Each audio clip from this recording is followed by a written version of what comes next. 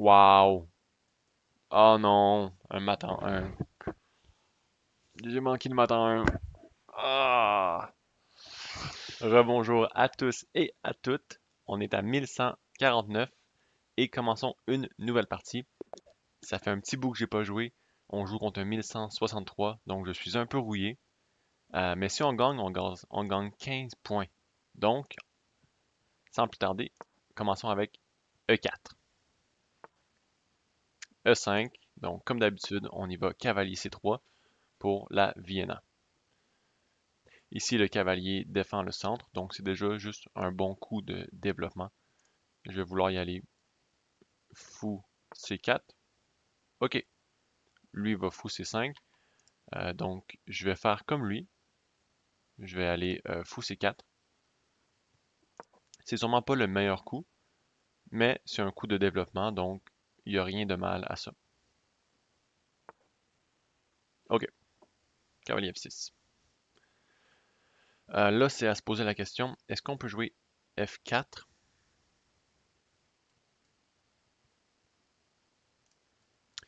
F4, s'il capture, je peux attaquer le centre, attaquer son cavalier, attaquer son fou. Donc, F4, s'il capture, je peux jouer D4, attaquer son fou, gagner un tempo et pouvoir recapturer le pion. Ensuite, développer le cavalier et roquer. On est en business. Et s'il ne capture pas, je développe tout simplement mon cavalier à moi. Et éventuellement, je vais pouvoir repousser son fou. Donc, je pense que c'est une bonne idée. Je vais l'essayer. Ça me... Je ne suis pas certain par contre, puisque le fou pourrait éventuellement bloquer le droit de roque du roi. Mais on va voir comment ça se passe. Donc ici, je m'attendrais à D6 pour défendre le pion. S'il sort son cavalier, malheureusement, ça tombe dans une fourchette, donc c'est pas bon pour lui. Ici, notre plan éventuel est de sortir le cavalier. Ok, donc déjà là, ça gaffe un cavalier. Euh, je vais le capturer, dire merci beaucoup.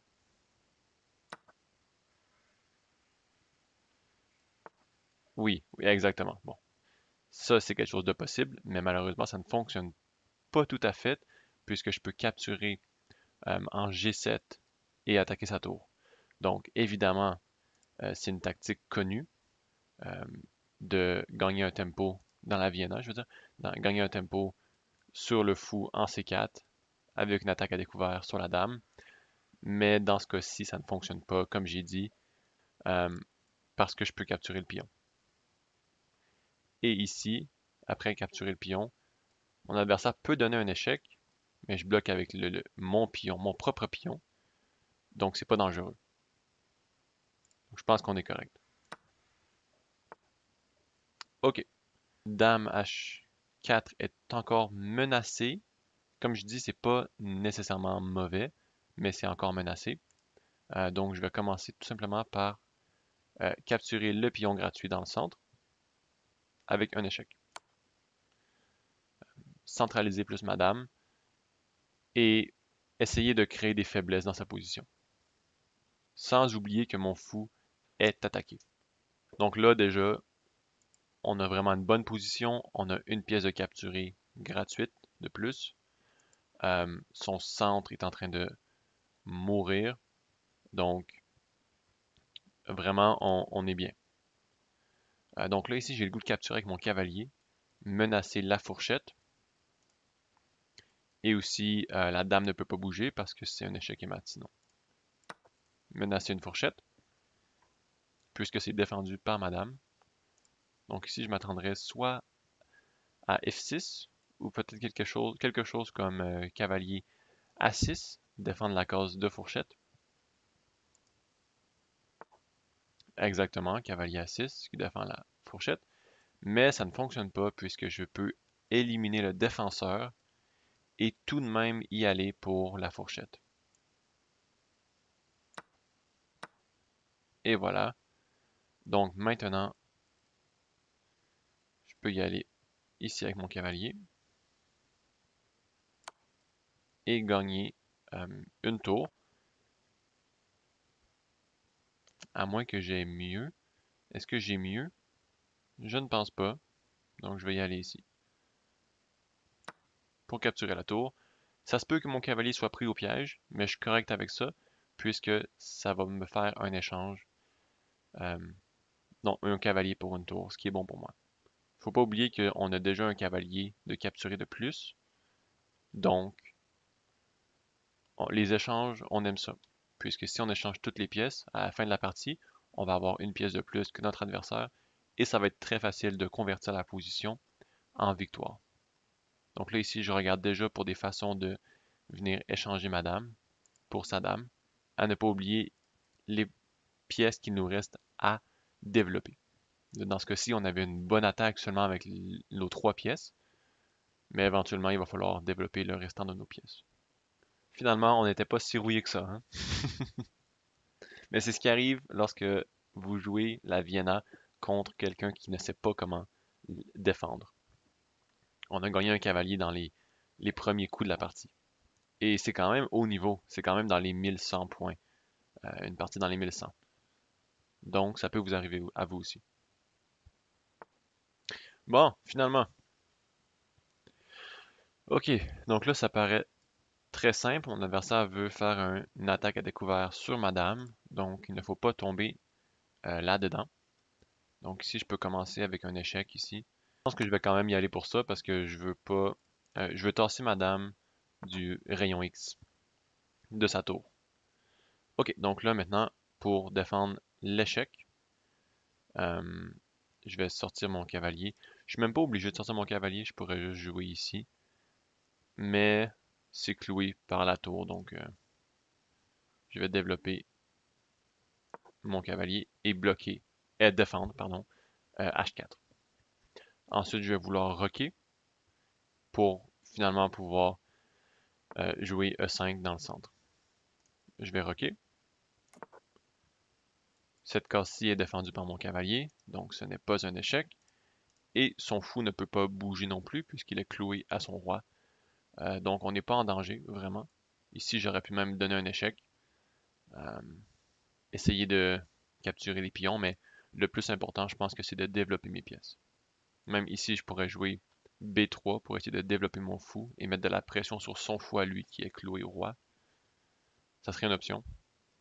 On va voir. Ici, je peux... OK. OK. Écoutez, je vais y aller très simple. Je vais juste... Ah, par contre, ça, ce n'est pas... C'est correct l'attaque à découvert puisque ma dame peut recapturer. Donc, on est correct. Donc, je vais attaquer dans le centre. Essayer d'ouvrir la colonne. Euh, éventuellement même ma tour sur la colonne en E.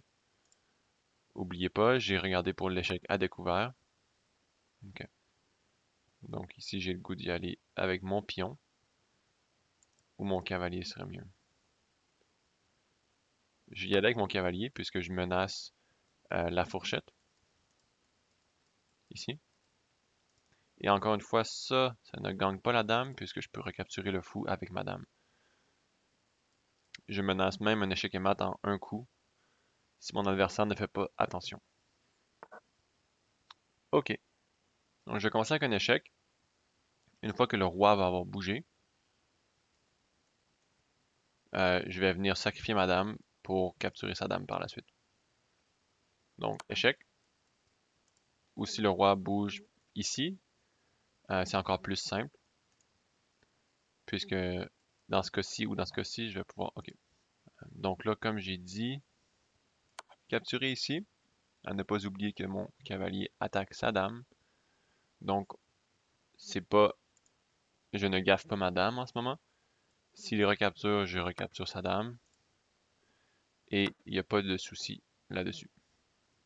Là, il va le recapturer, évidemment. Mon seul souci, c'est que je ne pourrais pas nécessairement sortir mon fou du pétrin. Euh, donc, je vais commencer à pousser mon pion et essayer de faire une seconde dame. Dans ce cas-ci, une simple dame, puisque j'ai perdu ma dame. Mon adversaire me menace ici l'échec, donc je vais euh, défendre simplement. Et ensuite pousser mon pion, euh, sortir mon fou et mon autre tour. Malheureusement, mon adversaire va perdre sur le temps, mais c'est pas grave.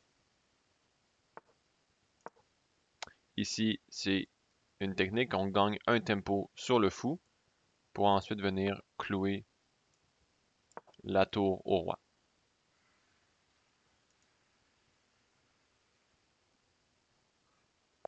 Et voilà, on a gagné.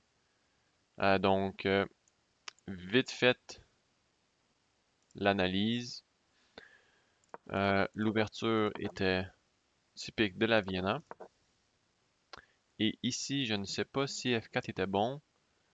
Euh, il n'est pas conseillé dans les meilleurs coups. Ça donne moins 0.3, moins 0.4 pour l'adversaire. Ok, donc dans le cas de la contre-attaque dans le centre, on capture ici. Lui capture ici, moi je capture ici. Dame prend, cavalier F3. Et c'est ce que je ne voulais pas qu'il arrive, le fou empêche le roi de roquer. Donc, au final, si mon adversaire avait bien réagi à F4, on aurait eu une position perdante. Donc, c'était pas le coup à jouer, malheureusement. On aurait dû développer simplement avec D3 ou cavalier F3. Ok, intéressant à savoir. Mon adversaire a très mal réagi. Donc ici, comme j'ai dit, ça c'est typique de la Vienna. Faire une attaque à découvert sur la dame pour gagner une pièce. Sauf que dans ce cas-ci, ça ne fonctionne pas, puisque j'ai dame prend G7 qui gagne un tempo sur la tour. Il protège sa tour, mais maintenant je peux venir au centre, capturer ses pions. Maintenant, je capture avec mon cavalier pour menacer une fourchette. Il défend bien.